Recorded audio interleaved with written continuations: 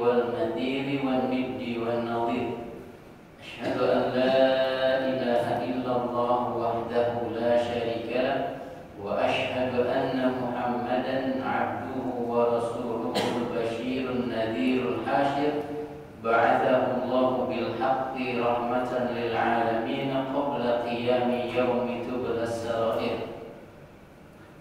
ولقد قال عز من قائل في محكم التنزيل أعوذ بالله السميع العليم من الشيطان الرجيم يا أيها الذين آمنوا اتقوا الله حق تقاته ولا تموتن إلا وأنتم مسلمون. وقال رسول الله صلى الله عليه وسلم والذي نفسي بيده لو أن رجلا قتل في سبيل الله ثم أحيي ثم قتل ثم أحيي ثم قتل وعليه دين ما دخل الجنة حتى يقضى عنه دينه. أما بعد. Jamaah Masjid Al-Husna yahfadunallahu wa yahfadukum ajma'in. Tentu mengawali perjumpaan kita, bersyukur kita kepada Allah Subhanahu wa taala seraya memujinya atas segala karunia yang telah Ia anugerahkan untuk semua nikmat yang diamanahkan. Kemudian juga tak lupa kita selalu bersalawat kepada baginda Nabi besar Muhammad sallallahu alaihi wasallam atas segala kecintaannya kepada kita semua, dan dengan kecintaan tersebut kita masih tetap berada dalam keimanan dan juga keislaman. Kajian kita kali ini masih seputar qisas pada hari kiamat di halaman 296. Namun sebelum itu, agar mata-mata kita lebih terbuka sejenak sebelum kemudian menutup karena ngantuk. Pada zaman Bani Abbasiyah ada salah satu pemimpinnya yang diberi gelar Al-Mutawakkil Billah. Beliau ini satu hari pernah bertanya kepada seorang laki-laki yang bernama Ubadah. Nampaknya dia adalah seorang yang didekatkan kepada dirinya. Dia adalah seorang raja. Wahai Ubadah, balaghani annaka darabta imam masjid. Wahai Ubadah, saya dengar ente habis nempeleng seorang imam masjid. Imam masjid ditempeleng Pak sama Ubadah. Ada apa gerangan sampai kau tempeleng ke imam masjid? Apakah benar? Dan jika benar, adakah udzur, alasan yang dapat dibenarkan sehingga engkau tidak diberi hukuman? Lalu Ubadah berkata, wahai Amirul Mukminin, satu hari aku sedang bersafar dalam perjalanan bersama beberapa teman-temanku. Tibalah waktu subuh dan aku dengar muadzin sudah mulai mengumandangkan iqamah. Kami pun bergegas masuk masjid setelah berwudu. Di rakaat pertama sang imam mulai membaca Al-Fatihah, setelah itu mulai masuk ke dalam surat Al-Baqarah. Saya pikir paling dia bakal baca beberapa ayat saja. Biasa kan? Kayak di Al-Husna gitu ya. 3-5 ayat. Ternyata dihabisin tuh Al-Baqarah. Tahu sendiri Al-Baqarah, ya kan? Gemeteran kaki kita nih. Malah lagi safar udah lapar nih kayaknya. Nyari nasi uduk belum ketemu. Udahlah, kita sabar. Masuk rakaat kedua. Nah, saya yakin benar nih, pasti rakaat kedua mah paling juga wal adiyat gitu kan, atau paling pol ya ad-duha gitu. Ternyata Ali Imran Pak dibaca, digeber sampai habis. Begitu selesai sholat, assalamualaikum kanan kiri, dia nengok ke jamaah. Wahai jamaah, a'idu sholatakum fa inni tadakkartu anni ala junubin. Dia menghadap para jamaah, kemudian dia bilang, wahai jamaah sekalian, silakan salatnya diulang. Saya baru ingat tadi saya dalam keadaan junub. Ya Ya Allah ya Allah. Udah panjang-panjang, dalam matahari udah mulai terbit itu Pak. Ternyata dia Juno. Ya, mudah-mudahan seger matanya ya. Di Alusna kayaknya nggak ada yang kayak gitu ya. Nggak ada yang hafal Al-Baqarah kayaknya. Baik. Perjumpaan ini diawali dengan sebuah hadis yang sering kita dengar, la tu'addunna al-huquqa ila ahliha yawmal qiyamah hatta yuqada lisyatil jalha min asyatil qarna. Sungguh akan benar-benar diberikan semua hak pada makhluk-makhluk pada hari kiamat sampai-sampai ada kambing yang tidak bertanduk akan diberikan haknya karena dia waktu hidup pernah diseruduk oleh kambing yang bertanduk. Nah, itu sudah sering kita bacakan ya. Lalu berikutnya adalah hadis Al-Harits ibn Abi Usamah dari Abdullah ibn Unais. Sami'tu Rasulullah sallallahu alaihi wasallam yaqul yahsyurullahu al-ibada awratan ghurlan buhman qala ma buhman alaysa ma'ahum syai'un fayunadihim bisawtin yasma'uhu min bu'din wa min qurbin ana al-maliku ana ad-dayyan la yanbaghi li ahadin min ahli al-jannati an yadkhula al-jannata wa wahidun min ahli an-nari yatlubuhu bimadlamatin hatta al-latama wa la yanbaghi li ahadin min ahli an-nari an yadkhula an-nar wa wahidun min ahli al-jannati yatlubuhu hatta al-latama qala qulna kaifa wa innama na'ti Allaha 'uratan fatan qala bil hasanati was sayyi'at. Rasulullah sallallahu alaihi wasallam bersabda dalam sebuah hadis yang statusnya adalah hasanun li ghairihi. Hadisnya baik, bisa dijadikan hujjah karena ada penopang dari riwayat lain bahwa Allah nanti di padang mahsyar mengumpulkan seluruh makhluk dalam keadaan telanjang, tidak bersunat dan tidak memiliki harta benda, buhman. Sebagaimana ditafsirkan dalam lafaz hadis berikutnya, laisa ma'ahum syai', atau tidak bahkan ada pakaian salai pun ya, karena uratan juga. Lalu ada yang menyeru dari kalangan malaikat dengan suara lalu ada yang berseru, ternyata adalah Allah Subhanahu wa taala dengan suara yang didengar sama kualitas suaranya dari orang yang jauh maupun yang dekat. Bagi orang yang jauh maupun orang yang dekat, pendengarannya atau kualitas suaranya sama. Suaranya adalah anal maliku anad dayyan. Saya adalah penguasa, aku adalah pembalas atau pemberi imbalan. Tidak ada seorang pun yang seharusnya sudah masuk surga untuk masuk surga, namun masih ada dari kalangan penduduk neraka yang memiliki tuntutan terhadap dirinya, melainkan pasti akan diberikan dulu haknya, bahkan jika hak itu hanya berupa al-latamah. Al-latam itu juga artinya pukulan dengan telapak tangan, nempeleng. Nah, jadi hati-hati ya, terutama yang ngajar TPA harus sabar, jangan sampai tangan melayang ke pipi anak-anak, apalagi bukan anak, nanti akan dituntut. Wala yang bagi li ahadin, dan tidak juga seorang pun dari kalangan yang berhak masuk neraka kecuali setelah diberikan haknya dia, meskipun hak itu ada di orang yang sudah berhak masuk surga. Kemudian para sahabat bertanya, bagaimana kami memberikan hak, misalkan kaitannya dengan harta benda, sedangkan kami datang kepada Allah dalam keadaan telanjang dan hufatan, tanpa alas kaki, artinya tidak punya apa-apa, bagaimana mau diberikan? Kalau hutang bagaimana bayarnya? Kata Rasulullah, bil hasanati was sayyi'at. Cara mengkisosnya, cara berbalasnya atau cara memenuhi hak tersebut adalah dengan hasanat, kebaikan yang telah pernah kalian kerjakan, pahalanya diberikan kepada mereka, atau sebaliknya sayyi'at, keburukan mereka diberikan kepada engkau.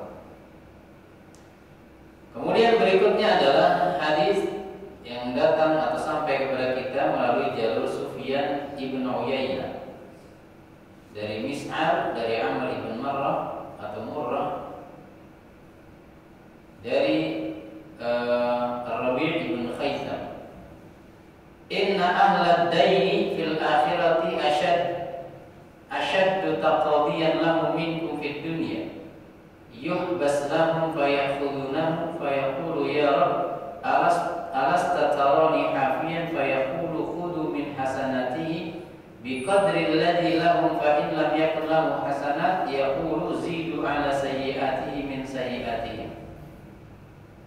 Riwayat ini tidak disebutkan derajatnya. Sesungguhnya orang-orang yang berhutang di dunia atau pernah punya hutang, nanti di akhirat asyaddu taqadiyan, yang menghutangi itu akan lebih keras penagihannya terhadap orang yang berhutang lebih dari saat ia menagih di dunia. Jadi kalau sekarang orang yang punya atau yang menghutangi masih takut, malah kalah sama yang berhutang karena galakan yang hutang, di akhirat sebaliknya orang yang menghutangi akan sangat keras menuntut hak tersebut. Kenapa? Dia bisa saja butuh kebaikan si penghutang untuk menambah kebaikan dia, gitu ya. Berat-beratin amalan solehnya atau mizanul hasanah. Kemudian ada riwayat dari Al-Bara' ibn Azib, sahibud daini maksurun yaumal qiyamah bid-dain. Seorang yang berhutang maksur dari kata asira yaksar.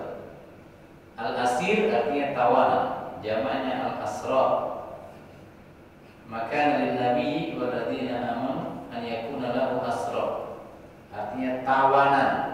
Nah, jadi orang yang berhutang di padang mahsyar kelak maksur akan tertawan, ditahan. Dari apa? Dari masuk ke surga. Tapi definisi maksur ada dijelaskan oleh Al-Imam Ibnu Abdil Bar. Pertama, yang dimaksud orang yang tertahan di padang mahsyar gara-gara hutangnya itu apabila hutangnya atau niat awalnya sudah tidak beres, sudah enggak ada azam, keinginan kuat untuk menunaikan, atau yang kedua uangnya dipakai bukan untuk kebutuhan, malah buat foya-foya. Nah, model orang seperti inilah yang maksur. Itu menurut Al-Imam Ibnu Abdil Bar di dalam kitab At-Tamhid. Sedangkan orang yang berhutang karena benar-benar atas dasar kebutuhan dan dia sangat punya niat kuat untuk memenuhinya, maka orang seperti ini tidak masuk kategori tertahan. Bahkan nanti Allah lah akan yang menunaikan dan atau Allah buat ridho orang yang dia hutangi agar ikhlas melepaskan hutang tersebut.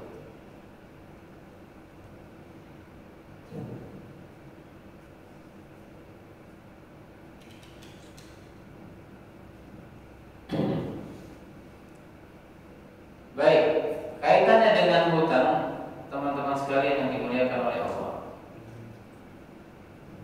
Pertama, yang perlu kita ketahui bahwa Rasulullah Sallallahu Alaihi Wasallam yang akhlaknya adalah paling mulia, juga ternyata masih harus atau mengajarkan kita untuk berlindung daripada hutang.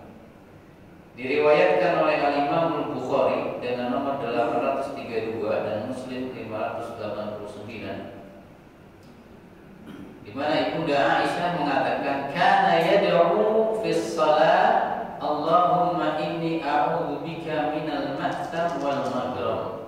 Ya, inilah tema yang sudah kita share dalam flyer atau di grup-grup WhatsApp, bahwa tema kita adalah al-maghram dan al-mahtam. Allahumma inni a'udzu bika minal mahtam wal maghram. Faqala lahu qa'il ma aktsara ma tasta'idu minal maghram. Faqala innar rajula idza gharima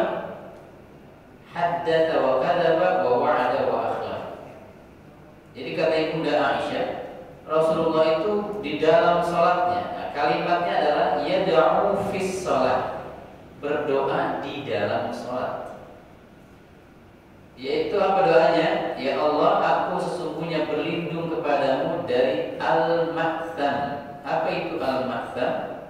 Segala sesuatu alladzi yusabbibu al-itsma. Dari segala sesuatu yang menyebabkan dosa.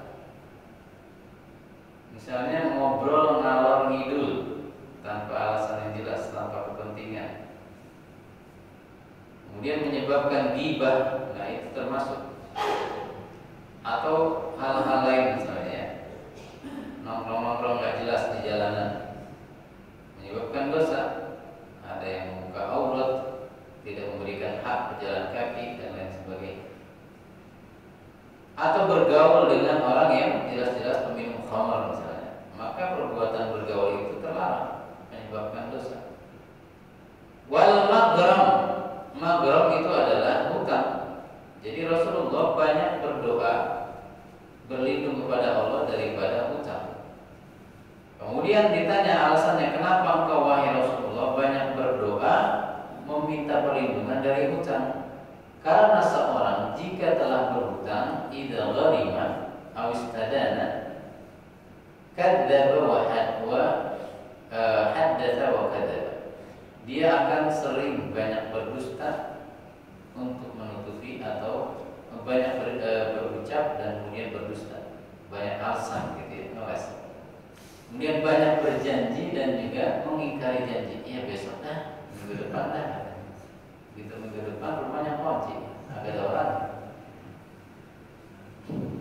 Nah, jadi di dalam ajaran kita Rasulullah sendiri meskipun terlindung dari hal-hal seperti itu, dari kehinaan hutang, beliau ternyata mengajarkan doa-doa meminta perlindungan dari hutang. Kemudian para ulama mengatakan, kenapa Rasulullah banyak berdoa demikian? Ada yang mengatakan bahwasanya itu adalah tawadu'an minhu, bentuk tawadunya Rasulullah. Atau yang kedua, kalaupun terjadi hutang pada diri Rasulullah adalah sebagai contoh agar kita tahu hukum dan bagaimana solusinya. Karena hutang sendiri teman-teman sekalian secara bahasa atau secara fikih adalah luzumu haqqin fid dhimmah. Adanya hak yang menjadi keharusan dan tanggung jawab kita. Kemudian secara bahasa taduru haulal inqiyad wa dhul. Maknanya berputar pada kehinaan dan ketundukan. Kalau orang sudah punya hutang sama pemiliknya atau yang mengutangi pasti kan nunduk-nunduk aja gitu kan, hina gitu. Lewat depan rumahnya aja kan kagak berani. Kemudian hadis yang kedua berkaitan dengan hutang dari Muhammad ibn Jahsh. Dia berkata, artinya saja karena cukup panjang. Sesungguhnya kami sedang duduk bersama Rasulullah satu hari. Kemudian beliau mengangkat kepalanya ke arah langit dan kemudian wada'a rahatahu ala jabhatihi, begini. Ini rahah namanya, ya. Kemudian ini jabhah. Kemudian beliau berkata, Subhanallah, madza nuzila minat tasydid. Maha suci Allah, sepertinya akan ada syariat, aturan yang berat yang akan turun. Kira-kira apa? Belum tahu Rasulullah. Fasakatna wa fazi'na. Kami diam, enggak berani nanya karena takut kalau jelasin kayaknya berat. Kayak kita kan, banyak yang menghindari kajian karena takut kalau tahu, jadi nggak bisa maksiat gitu ya, karena berat. Kami diam dan kami takut. Nah, esok harinya kami tanya baru, wahai Rasulullah, ma hadat tasydid? Apa syariat yang berat ini? Alladzi nuzil, yang diturunkan. Lalu beliau bersumpah, walladzi nafsi biyadihi, demi jiwaku yang berada dalam genggamannya, lau anna rajulan qutila fi sabilillah tsumma wahid. Kalau ada seorang yang sangat ikhlas maju ke medan jihad kemudian terbunuh, ikhlas karena Allah bahkan, kemudian dia terbunuh, dihidupkan lagi, dibunuh lagi, sedangkan dia masih punya hutang, maka dia akan ditahan dari masuk surga sampai ditunaikan untuk punya hutang. Seperti yang kita sampaikan tadi, bahwa Al-Imam Ibnu Abdul Bar menerangkan hutang yang bagaimana yang dapat menahan sang penghutang. Jadi makna tertahan itu sendiri ada beberapa. Pertama, tertahan untuk masuk surga secara umum. Dua, tertahan dari kenikmatan surga, artinya sudah masuk tapi ditahan. Yang ketiga, bahkan sebelum masuk surga dia jadi nggak tahu apakah dia ke neraka atau ke surga, ditahan. Begitu ya. Atau makna yang keempat, dia tidak sampai pada apa yang dia inginkan dari derajat-derajat surga. Ala kulli hal itu beberapa makna yang diterangkan oleh para ulama. Nah, mungkinkah seorang mujahid itu berkelakuan seperti ini? Mungkin saja. Kan saat misalnya dia adalah orang yang lalai gitu ya, punya utang tapi juga lalai. Niat awalnya udah jelek, tapi tiba-tiba negerinya diserang orang kafir. Tersadarlah dia saat itu. Lalu dia merasa, aduh, gua udah susah mati, banyak dosa, udah pengen mati aja. Ikhlas jihad, bisa kan? Nah, tapi sebelumnya dia punya niat buruk dalam masalah hutang. Ya mungkin saja gara-gara itu dia tertahan, gitu ya. Nah, maka ini menunjukkan setinggi apapun posisi atau derajat seseorang saat mengalami kematian, tetap bisa tertahan hanya gara-gara hutang. Jadi masalah hutang ini berat.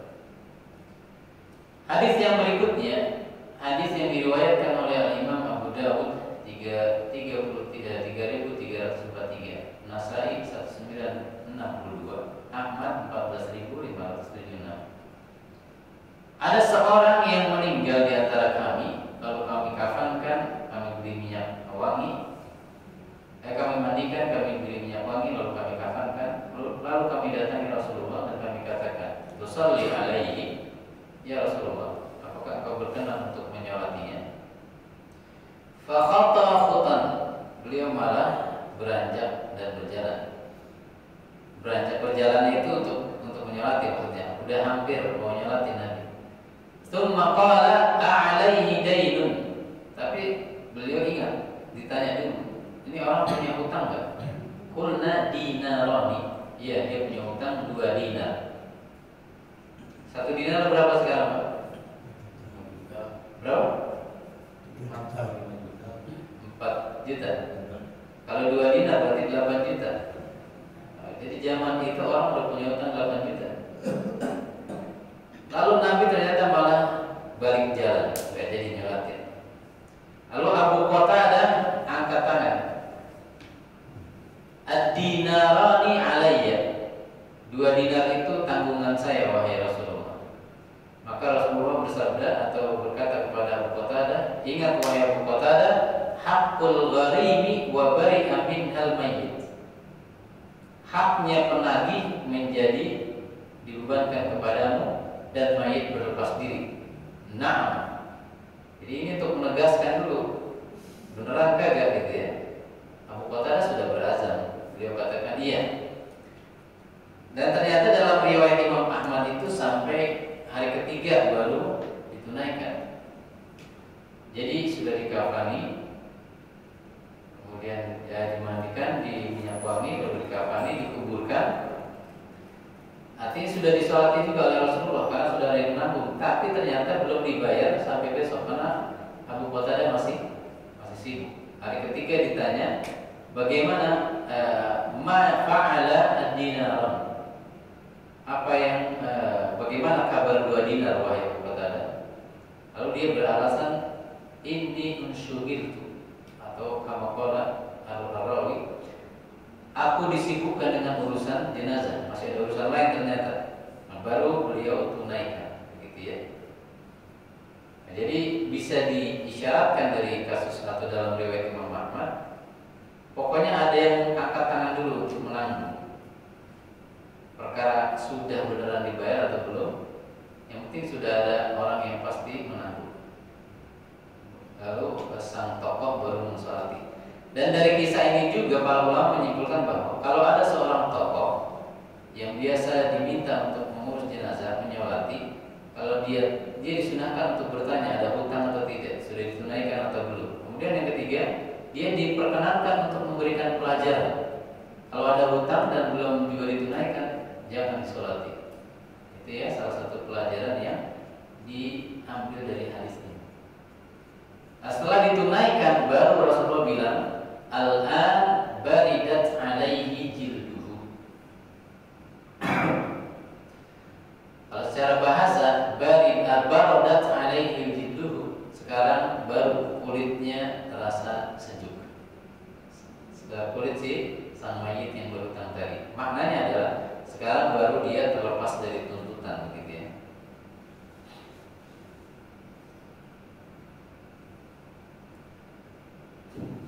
Kemudian ada hadis dari Thauban, dinyatakan sahih oleh Syekh Al-Albani dalam Sahih At-Tirmidzi 1572. Man mata wa huwa bari'un min thalathin al-kibru wal ghulul wad dain dakhala al-jannah. Siapa orang yang meninggal dalam keadaan terlepas dari 3 hal, yaitu kesombongan, kemudian al-ghulul, perilaku mengambil harta rampasan perang sebelum dibagikan oleh komandan, dan dari hutang. 3 hal ini kalau dia bebas dari hal ini maka dia masuk surga tanpa hambatan, gitu ya.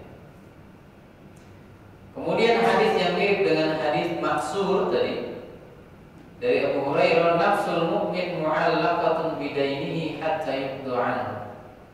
Jiwa seorang mukmin akan tertahan dengan hutangnya sampai ditunaikan. Dan inilah yang pada tadi kita katakan bahwa Imam Ibnu Abdul Bar dalam kitabnya Tamhid menyatakan, wad-dainul ladzi yuhbasu bihi sahibu 'anil jannah wallahu a'lam huwa alladzi qad taraka lahu wafa'an wa lam yusi bihi. Nah, ini ada tambahan yang tadi lupa saya sampaikan. Hutang yang dimaksud dengan hutang yang mampu menahan orang tersebut, penghutang itu dari masuk surga adalah apabila orang tersebut sebenarnya saat meninggal punya harta yang dapat atau cukup untuk membayar hutang tersebut, tapi dia tidak berwasiat,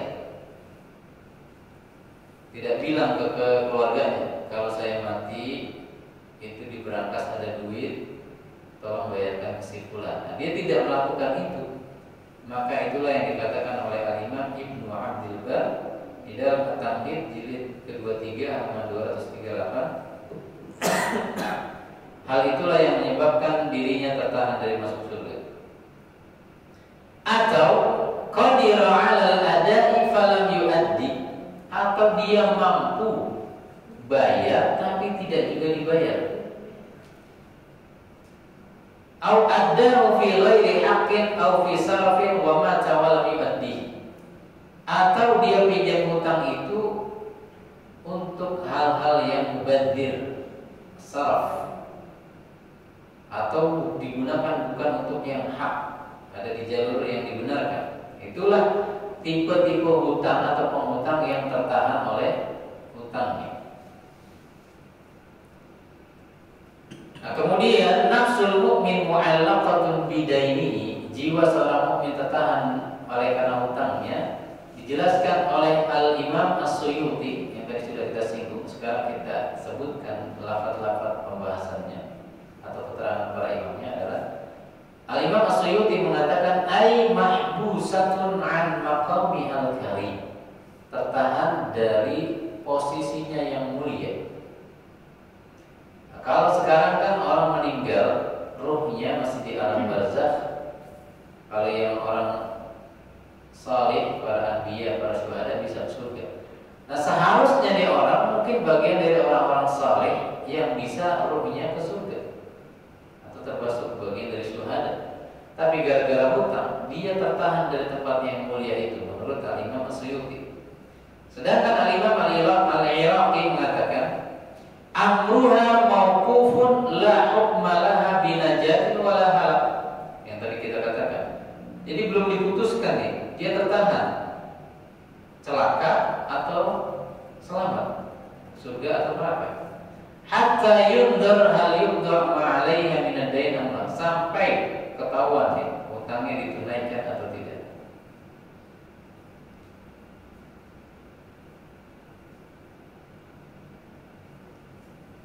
Kemudian hadis berikutnya yang menjadi dasar bahwa ketika orang berhutang tapi punya niat kuat untuk menunaikannya, maka tapi dia ternyata belum mampu sampai meninggal, maka Allah yang akan menunaikannya. Hadis Bukhari melalui jalur Abu Hurairah, anna Nabi sallallahu alaihi wasallam qala, "Man akhadha amwalan nasi yuridu adaaha addallahu anhu, wa man akhadaha yuridu itlafaha atlafahu Allah."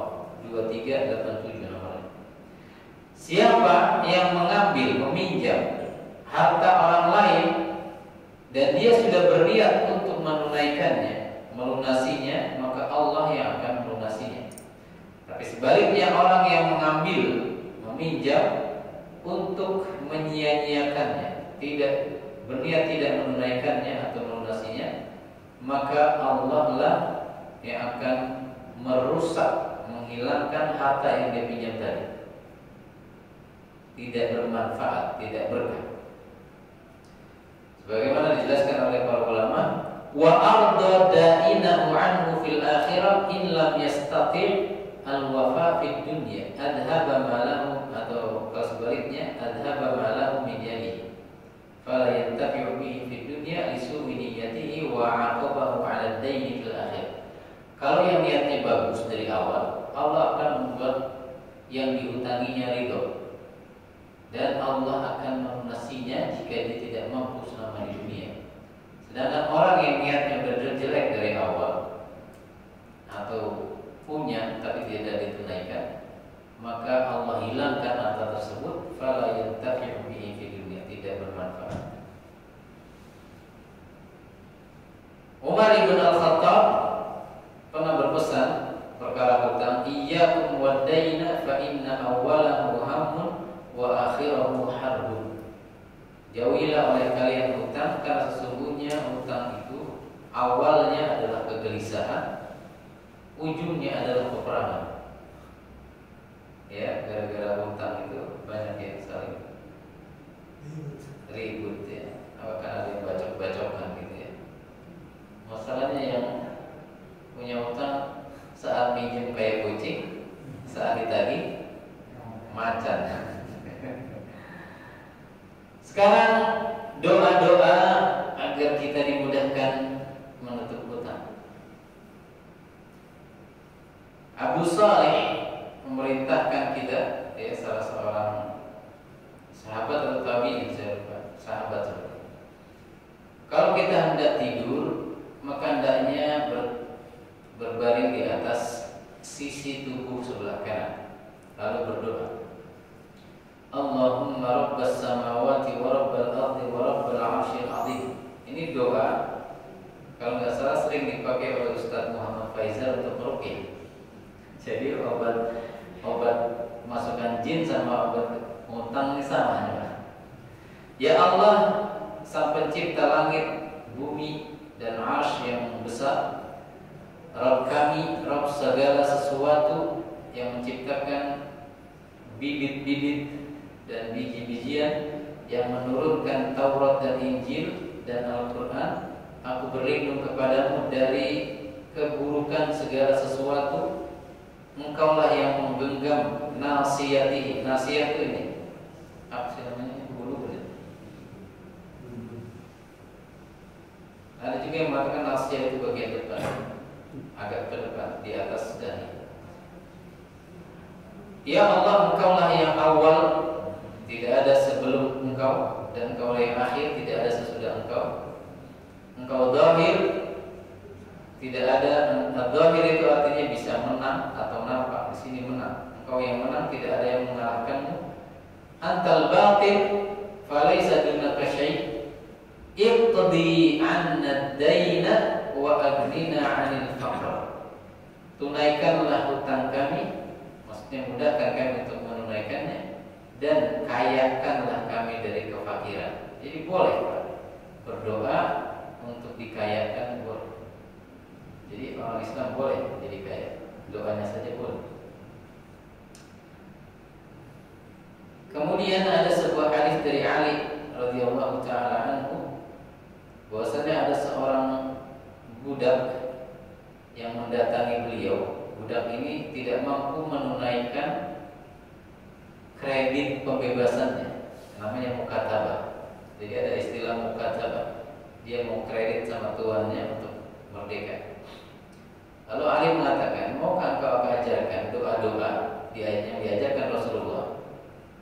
Meskipun engkau punya hutang seperti gunung Sir, nggak tahu gunung Sir di gunung mana ya, maka Allah akan menunaikannya. Allahumma kfini bihalalika an haramik wa aghnini bifadlika amman siwak.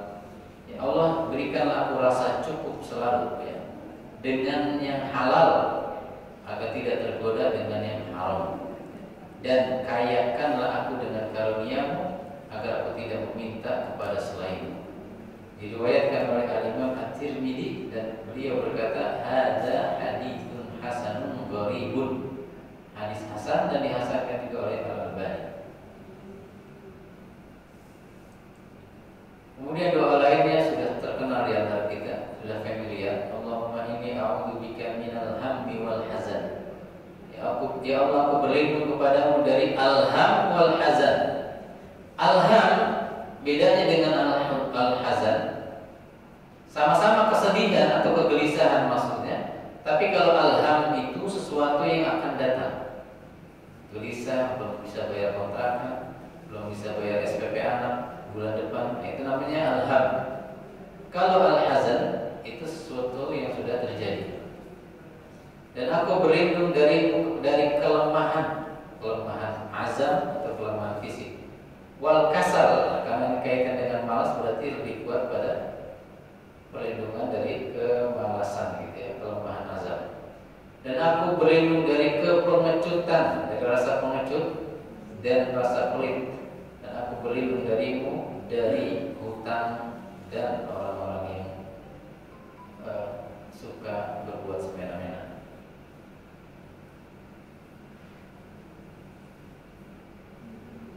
Baik, itu yang berkaitan dengan hutang.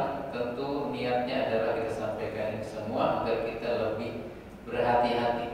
Hutang secara syar'i itu boleh, tidak dosa. Tetapi yang menjadi kemudian dosa adalah bila tadi seperti yang kita jelaskan, kalau niatnya sudah salah. Kemudian juga para ulama menjelaskan hadis Abu Hurairah yang menyatakan bahwa Allah akan menunaikan hutangnya. Itu juga dapat diambil pelajaran kalau niatnya salih, baik dari awal, itu menyebabkan datangnya rezeki. Maka dalam segala hal apapun kita hendaknya memperbaiki niat. Kemudian kaitannya dengan padang mahsyar, ada sebuah hadis diriwayatkan oleh Zadan Abu Umar. Aku datang ke majelisnya Abdullah bin Mas'ud, namun aku dapati sudah penuh, banyak orang-orang yang kelihatannya lumayan berada. Lalu aku katakan kepada Ibnu Mas'ud, wahai Ibnu Mas'ud, apakah gara-gara aku bukan orang Arab, kata Zadan, sehingga aku nggak dapat posisi di depan majelismu?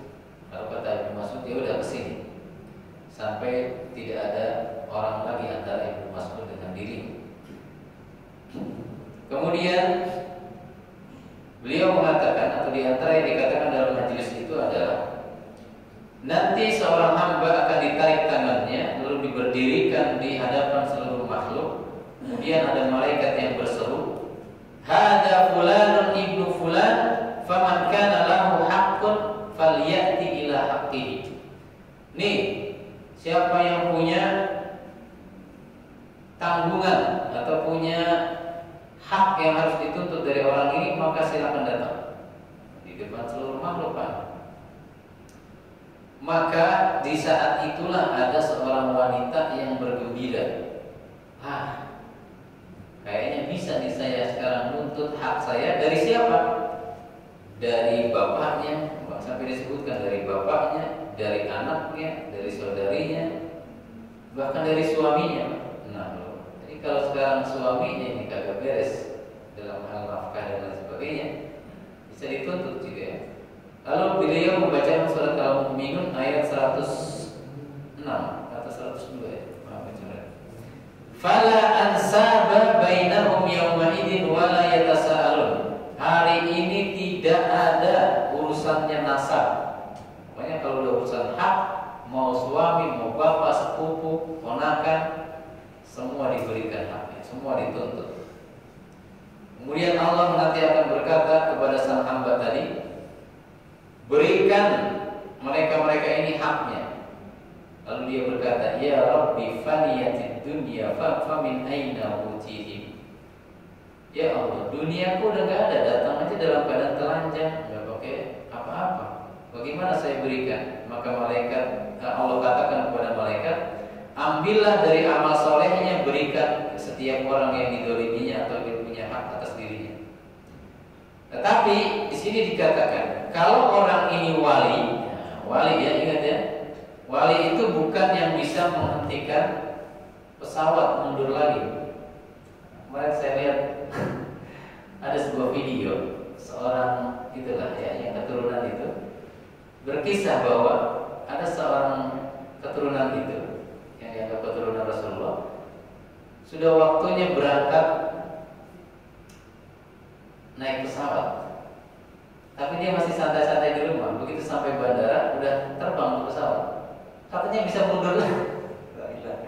Pesawat itu dia doa, ya Allah, kalau saya wali maka mundurkanlah pesawat. Mundur banget ya pesawat.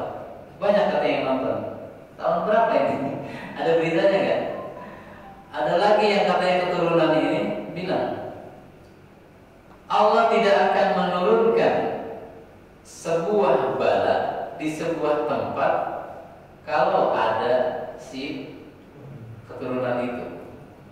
Luar biasa ya.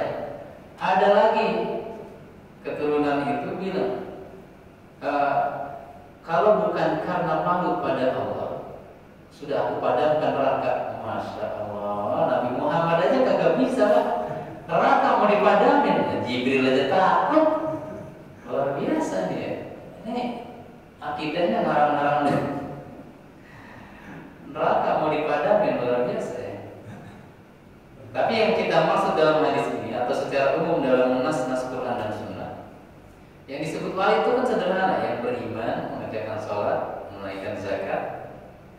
Kalau dia wali, maka Allah akan lipat gandakan pahalanya, sehingga yang diambil untuk ditunaikan hak-haknya adalah yang mungkin lebih-lebihnya itu. Tidak habis lah intinya ya. Nah, kalau kita bukan wali, kalau udah habis aja nih pasti.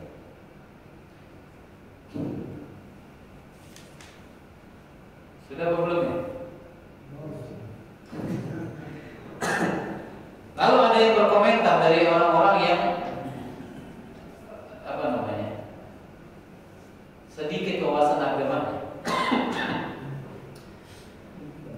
Ankara ba'dul mutaqaffilah alladziina ittaba'u ahwa'ahum bighairi huda min Allah ijaban bi ra'yihim wa tahakkuman 'ala kitabillah wa sunnati nabiyhi Muhammad bi'uqulin dha'ifa wa afhamin sakhifa faqalu la yajuzu fi hukmillahi ta'ala wa 'adlihi an yad'a sayyi'ati man iktasabaha 'ala man lam yaktasibha. Ada orang yang sok pintar berkata, bagaimana mungkin ada keburukan orang diberikan, dilimpahkan kepada orang yang tidak mengerjakannya dalam hal kisos tadi. Ini sok pintar orang.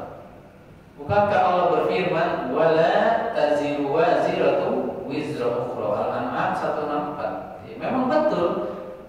Namun konteksnya adalah ini tidak, Islam tidak mengenal dosa waris, itu maksudnya. Atau keburukan dan kebaikan itu tidak diberikan kepada orang yang tidak mengerjakannya. Dengan catatan idza lam tata'adda hadhihi nufus. Kalau orang itu tidak melanggar aturan Allah sehingga mendolimi orang lain. Kalau mendolimi, maka berlakulah hukum ini. Kebaikan yang dikurangi diberikan pada orang lain, atau kebaikan keburukan orang tersebut dilimpahkan kepada orang yang mendolimi kalau tidak mampu melunasinya, tidak memberikan hak. Itu jawabannya simpel itu. Dikatakan ai la tahmilu hamilatun thaqla ukhra idza lam tata'adda. Memang keburukan orang tertentu tidak diberikan kepada orang lain selama dia tidak melakukan pelanggaran syar'i. Fa idza ta'addat wastaqalat bi ghairi ma umirat fa innaha tahmil 'alaiha atau tuhmal 'alaiha wa yukhadhu minha bi ghairi ikhtiyariha. Kalau dia melanggar batas, maka dia akan dibebankan kepadanya dosa orang lain dan diambil darinya tanpa kerelaannya, tanpa pilihan dia, bukan pilihan dia. Wattaqu yawman la tajzi nafsun an nafsin syai'a. Takutlah hari di mana semua jiwa tidak mampu untuk memberikan orang lain atau menjaga dirinya sendiri bahkan dari sesuatu apapun yang akan diambil atau diberikan. Al-Baqarah ayat 48.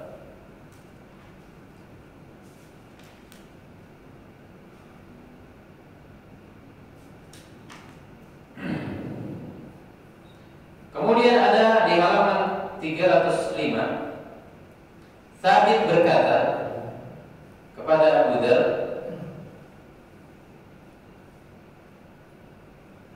di mana Abu Dzar kemudian menjawab pertanyaan yang diajukan kepadanya. Walladzi nafsi biyadihi aw nafsu Muhammadin biyadihi la tus'alunna syatu fi ma naqahat sahibataha wala yus'alanna al-jamadu fi ma nakaba usbu'a ar-rajul. Selain binatang yang akan ditanya atas kedolimannya terhadap temannya sesama binatang, di antaranya dengan menyeruduknya adalah juga ternyata al-jamad, benda-benda mati,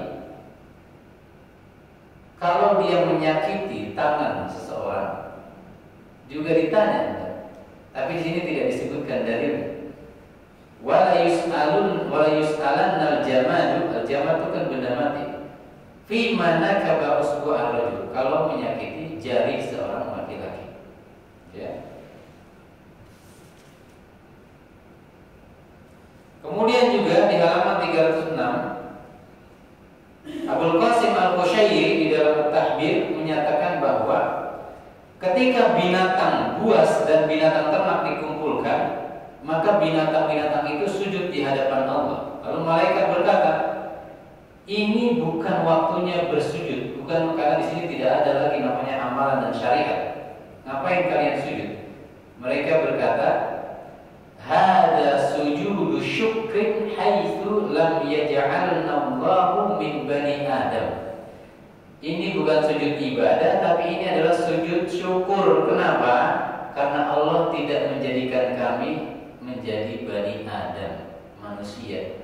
Jadi binatang bersyukur, Pak, tidak jadi manusia di padang mahsyar. Karena apa?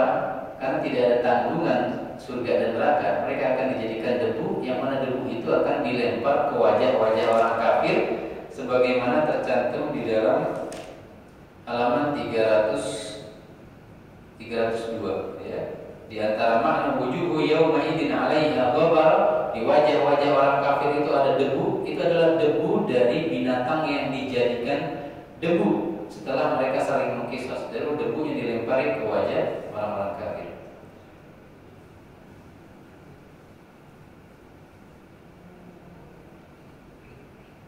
Kemudian para malaikat juga berkata kepada binatang-binatang tersebut, Allah tidaklah mengumpulkan kalian untuk diberi imbalan, tidak juga untuk diberi hukuman. Wa inna ma yahsyurukum tashhaduna fadaiha bani Adam.